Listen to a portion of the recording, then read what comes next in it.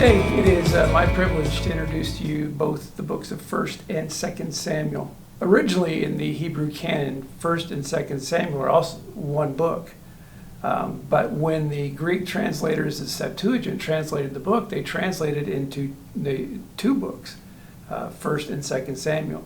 The Latin Vulgate actually calls 1st and 2nd Samuel 1st and 2nd Kings, and then renames our 1st and 2nd Kings 3rd and 4th Kings. But it doesn't matter what they're named. What matters is what's found inside the books. What matters is the content. We don't know who wrote the book, but it does have to be somebody who was likely at the end of the United Kingdom, because they don't go into any detail regarding the divided kingdom. It was most likely written by someone in support of the Davidic dynasty, because it really covers the development of the Davidic dynasty.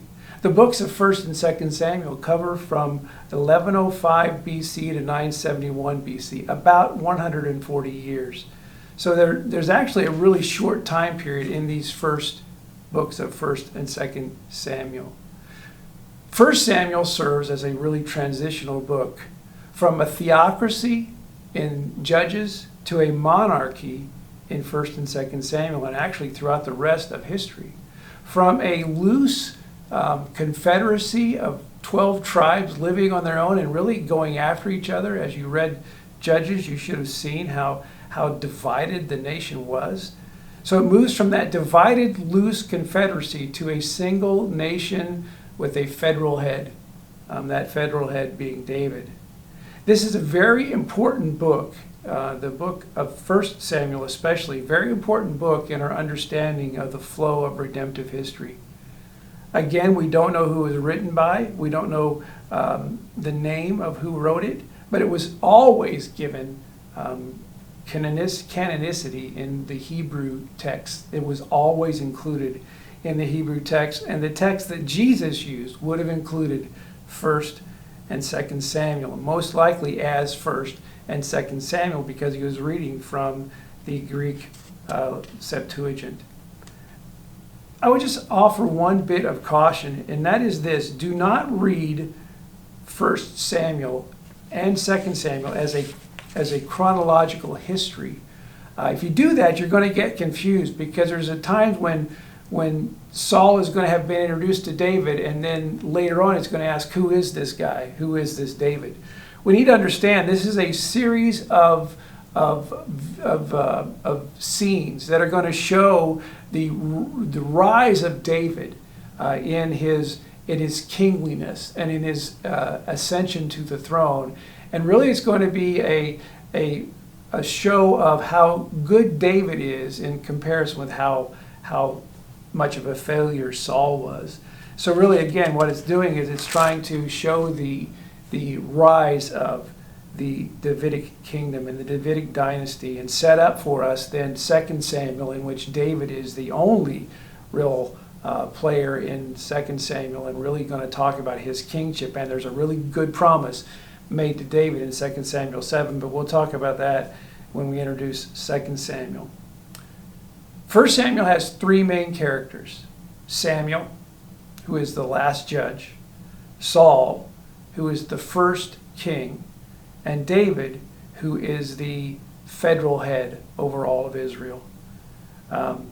Samuel being the last judge, we know his story. Samuel's story starts in 1 Samuel chapter 1 and goes through chapter 7.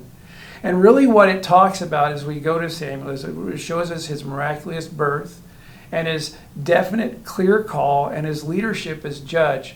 What we see as we approach 1 Samuel with Samuel is the priesthood in decline.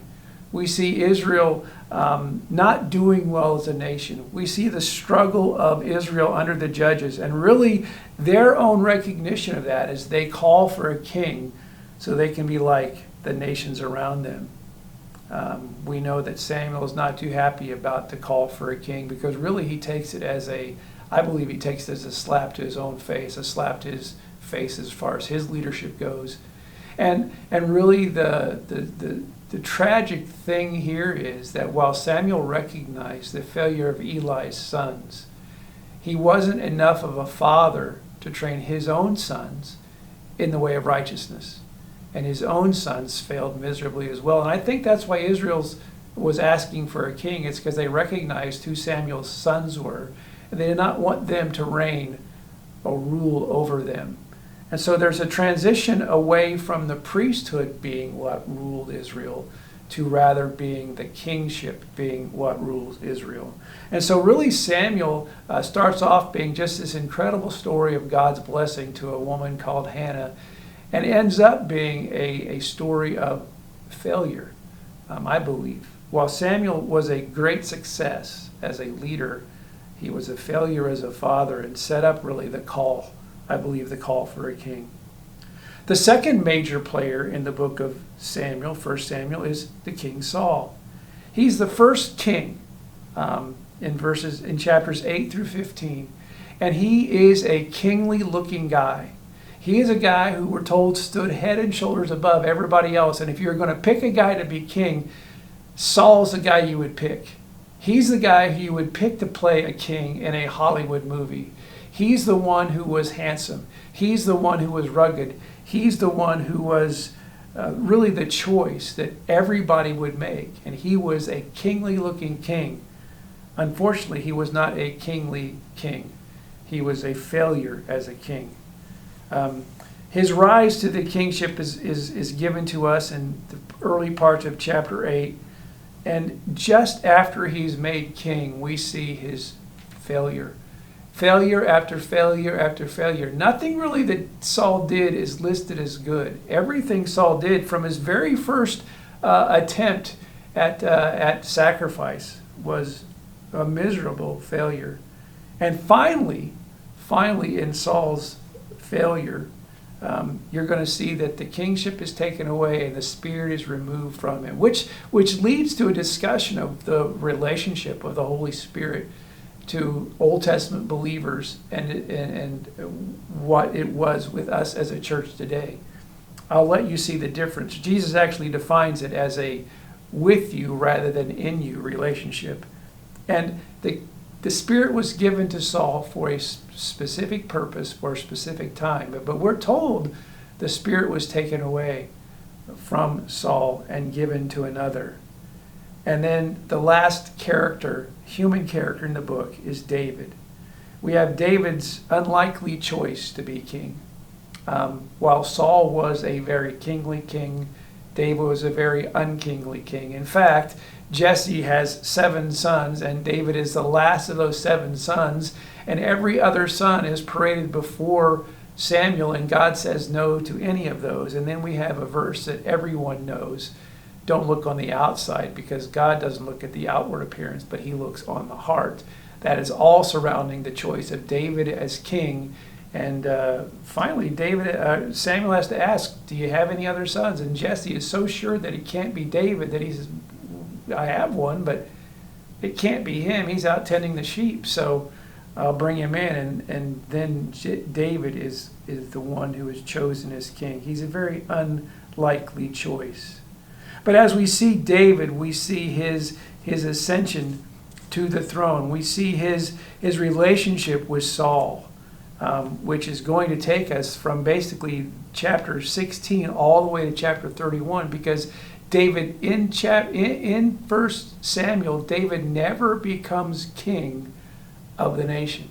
He's always in succession to Saul. We see him in his service to Saul. We see him in his run from Saul, because even though David serves well, Saul begins to hate him because the people love David more than they love Saul. And so David is actually on the run from Saul for years. And David has actually the opportunity to kill Saul twice and does not take that opportunity because he refuses to kill the Lord's anointed.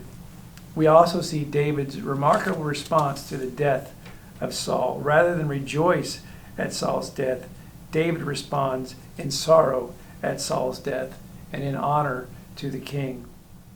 So while 1 Samuel is the rise of David to the monarchy, 2 Samuel will continue his story, and we'll look into that one next.